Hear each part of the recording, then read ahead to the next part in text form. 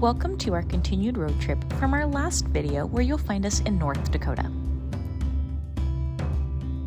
Good morning, you guys. We found some inclement weather, to say the least. I believe they call this a wintry mix. It's not something we're very used to on the West Coast. No. But it seems to be a mix of sleet, snow, rain, and a little bit of ice. Quite fun. Cold. Which I guess would be the sleet and the So we're making a nice, warm, hearty breakfast. 2 eggs on a plate. I don't know if you've ever tried that, but it's really good. No, I'm making pumpkin brioche bread French toast. Perfect little fall brekkie. What do we do when it's cold outside? Make pumpkin. So basic. I know. It's okay. I'm Tracy, and I'm a nurse. And I'm Chris, and I'm a nomad. And we love nothing more than getting out and exploring. Doesn't matter, we'll go by plane, train, or our van. However, with full-time jobs, we gotta find ways to maximize our time, and that's where we bring you in to show you the tips and tricks and all the fun you can have along the way. Thanks for watching, and don't forget to hit that subscribe button.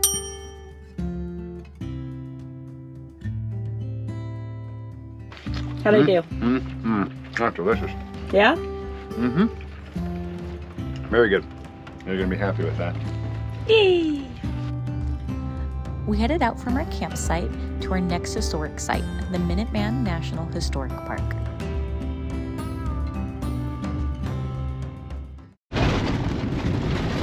You can't always trust Google Maps. Well, I mean, to Google, this might be a road. This might be a road. This is not a road. It's 45 miles an hour on this road. On this dirt road that's like washboard. All to avoid like the extra 2 miles to go through Sturgis. I don't really know why it did that, but Thanks, Google. We're never gonna learn. There's gotta be a way to like shut off like. If anyone knows a way to shut off dirt road features on Google, please tell us. This has done it way too many times to us for it to be like a coincidence. Like, there has to be a way to shut this off.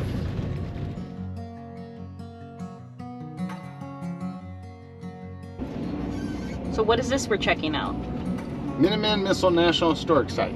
It's a historic site for the silos and I believe missiles that were part of the Minuteman missile series, which was a nuclear weapon, an ICBM that could be basically fired into Russia. I think it had was one of the first ones that had like multiple like launch reentry vehicles, so you could target like multiple locations at once.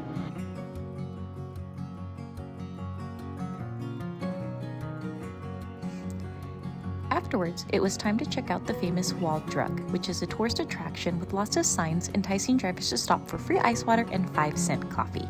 Nowadays, it's a popular attraction with lots of shops and souvenirs and a dining area that still offers a 5-cent coffee for those dining in.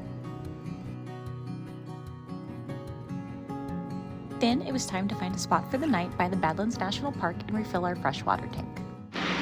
We are at the entrance to Badlands. They have water.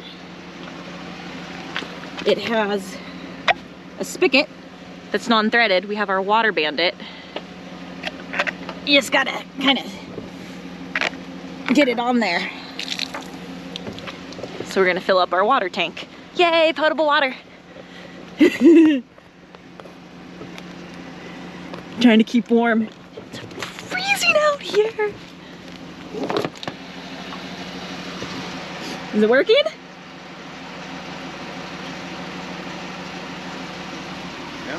Yeah? Do we have success? I love you, Water Bandit. Yeah! Free water. Free water. Woohoo! It's freezing cold. I'm singing and bouncing to try to stay warm. Husband's inside. The reason I get to be inside is because she threw a panic over not having any water. So this will hopefully teach her a lesson. It's cold. Help me. Once I was back in the nice warm van, it was time to find a boondocking spot for the night, and we had heard about a great site that overlooked the Badlands, and we couldn't pass that up. On a ridge looking right into the Badlands. It was dinner time, so we made some buttered chicken using this pre-made curry sauce. Nice and delicious on a cold night. Yum, yum, yum, yum, yum. So very good.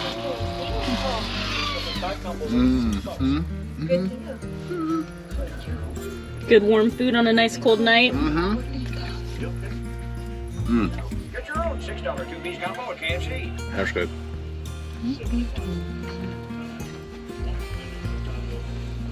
Sitting in our swivel. Boop. All right. Last night we had some amazing views of our boondocking site overlooking the Badlands. Can't really beat that for free. Now we're heading into the park. From what we've been told from a lot of people, you want to enter the park through the north because it's the prettiest way to enter the park and then do the scenic loop. So that's what we're doing.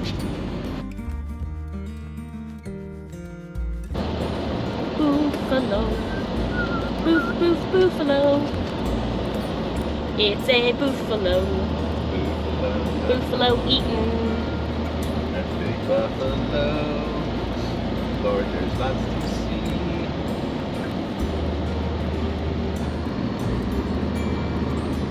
Oh, there's the pronghorn antelope.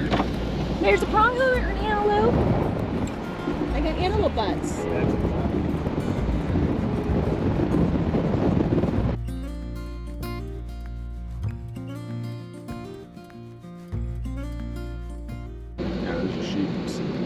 That's fine. Why is this person in front of us throwing food out? What are these people doing? I have no idea. What the hell's that fucking crackhead doing? Sorry, honey. I have to deal with my shoe.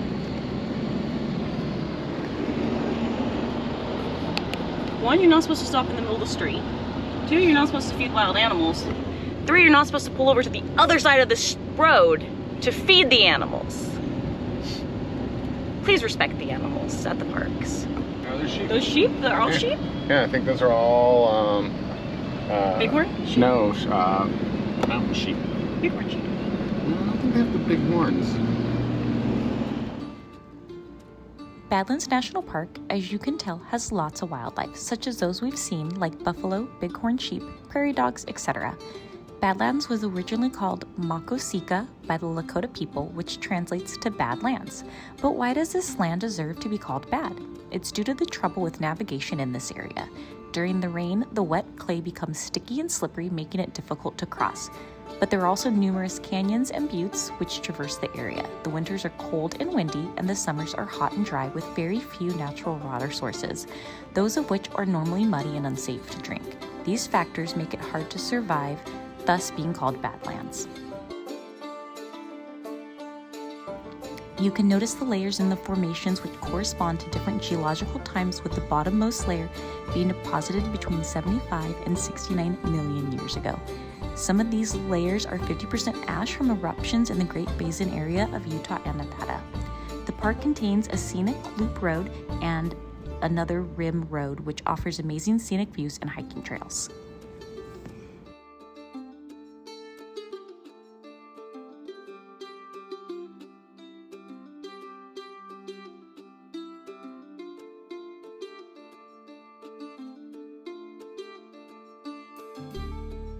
I see you.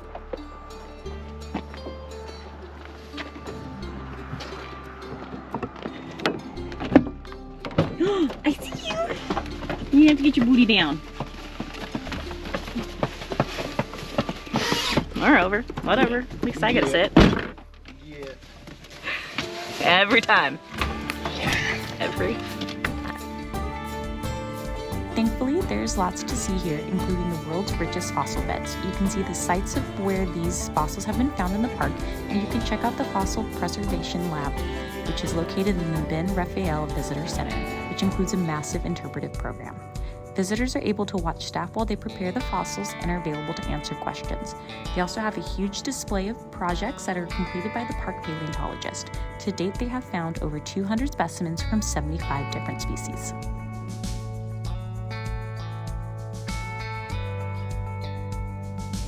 And you know, when Chris saw that there was a missile silo nearby, we had to check it out. That thing right there could like literally destroy several cities at one time.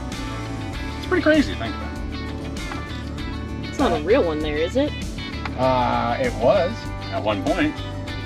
It's been decommissioned and turned into a tourist site. But at one point, that housed a intercontinental ballistic missile that could fly 5,000 miles and deliver a nuclear weapon on the other side of the world. That's bananas. Bananas. That's why they're all located up here in North Dakota, South Dakota, etc. Because obviously the way the curvature of the Earth, it's closer to Russia than, say, you know, Alaska. Well, maybe Alaska's closer, but where you would want to hit in Russia.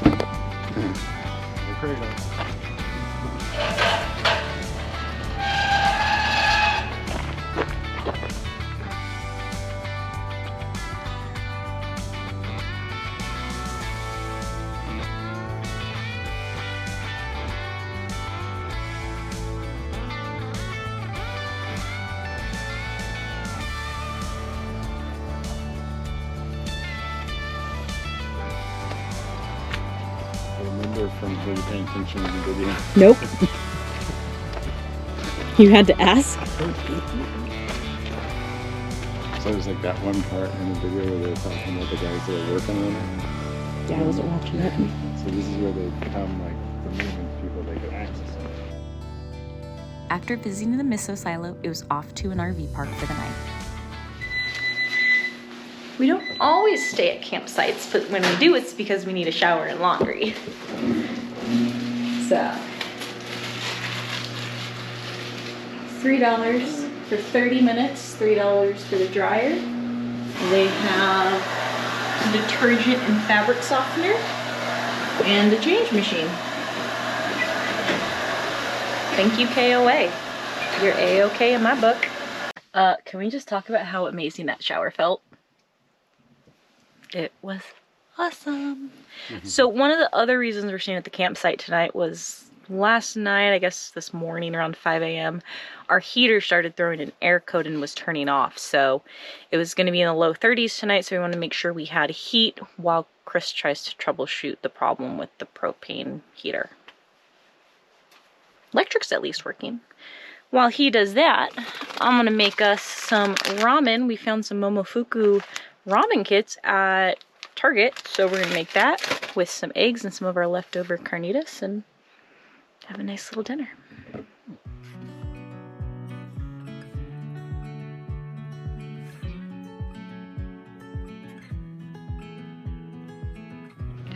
Well, Chris just scarfed his down.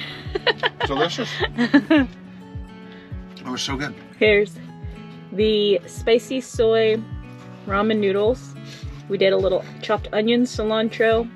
I mixed in some sriracha, some carnitas, and an egg.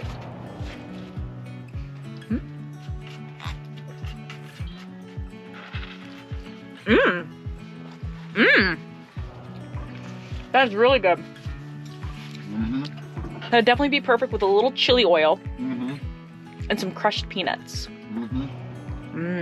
That's really good though. Yeah, it is. That's really good. Highly recommend those Momofuku noodle kits. So far, so good. Stay tuned to see the amazing view that we wake up to. The best way to do that is to hit that subscribe button. Please like and stay tuned for some outtakes. Thanks for watching. That amazing French toast. I don't get the portion cuts, but